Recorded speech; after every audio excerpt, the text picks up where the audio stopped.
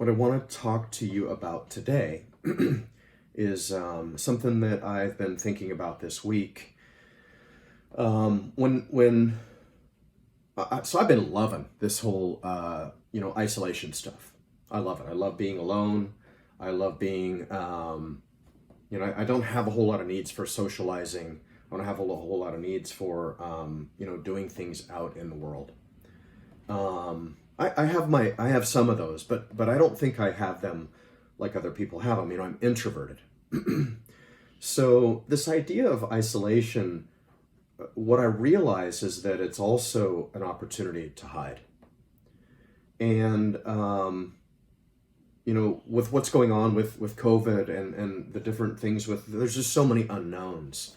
I've really erred on the side of chilling out, staying at home, and I don't have a lot of fear that I'm gonna get COVID or I'm gonna die, but it's certainly a concern, and I also don't want to spread it if I have it or if I contract it or whatever.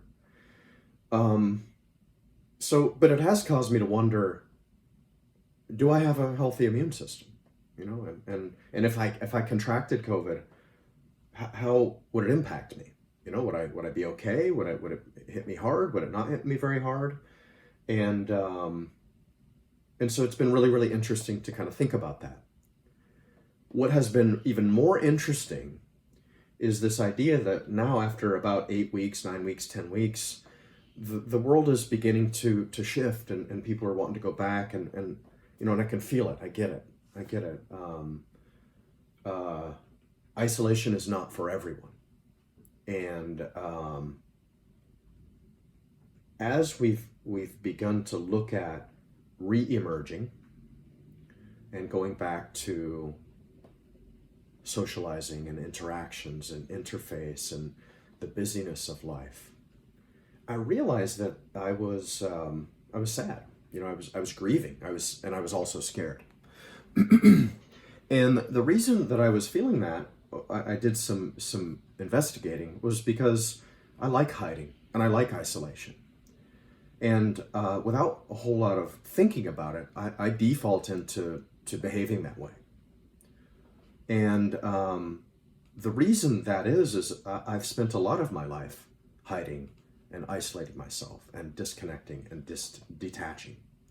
And I did it, as you can imagine, to protect myself and to keep myself safe, both mortal safety, and also shame based safety, reducing what the interactions I have with people, so that I don't feel judged, or so that I don't feel oppressed or ridiculed, or the different things that many of us feel from socializing and interface with other people. I don't think that I'm some extraordinary victim of anything. I don't think that I've had some overly fucked up life. But that was my way, and that is the common thing amongst the other kind of facets of me that helped to put me in the way of isolating and hiding and checking out and detaching. So if you think about the different meanings of hiding, they all kind of fit here, which, let me just read them. To put out of sight, to conceal for shelter or protection, to keep secret, to screen as if from view, to turn the eyes or face away in shame or anger, to remain out of sight, to seek protection, or to evade responsibility. So, like I've already said, I love me some quiet, introspective time, and probably more than others, but I think everyone needs quiet and introspective time. It's one of the things that I believe makes me and makes other people successful. If you can't afford to have 10, 20, 40 minutes of alone time to be with yourself, you're not successful. You need to work on being able to cultivate and create that for yourself. So there are ways of being alone and being quiet and with ourselves that's healthy. And then there's the part that's the hiding part to protect ourselves. So, throughout my life, I've really worked to be a strong person, to be able to face things and to be able to deal with challenging situations. So when I forget, I go back to hiding because I don't remember that. And I don't remember that it's okay to be in harm's way or to be judged or to have interactions with people that may be challenging. And I have a lot less shame than I used to have. And I have a lot less negative beliefs about myself that can get flared up or triggered in my interactions with people. So the thing that's also important is my participation in the world is needed. It's wanted. It's important. Just like in this video, me stating these things is important to possibly help people, for people to hear these perspectives and to have something light up in them or illuminate in them as an idea for them to have a shift. And I think that that's important.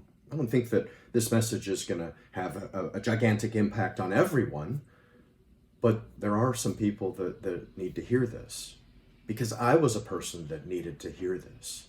I was a person needed to have these mental maps painted and laid out so that I could understand things in a better way. So I don't know what boat you're in, and that's for you to decide. What I do think is important is that you take some time to be an inquiry around what it is that you need. Do you need quiet space? Do you need to hide? Or do you need to recognize that you're strong and that you have a voice and that your contribution and interactions in the world are needed and wanted? Sometimes even needed whether they're wanted or not. So I'd like you to consider a few things here. And where in your life are you hiding? And if you're hiding, who or what are you hiding from? What is it that you think that you're going to achieve by hiding? And this one is a more important one, but this is, what is the cost of your hiding? What does it cost you? And what does it cost the world? And what does it cost the people that are important to you? And this is another good one for the people out there that probably don't take the time to have quiet, introspective space. But do you need some time to be quiet and to isolate and to heal and reflect right now? And if you do need that, when are you going to do it? When are you going to do that? So thanks for hanging out with me, spending some time here. I hope you have a great day and a great weekend.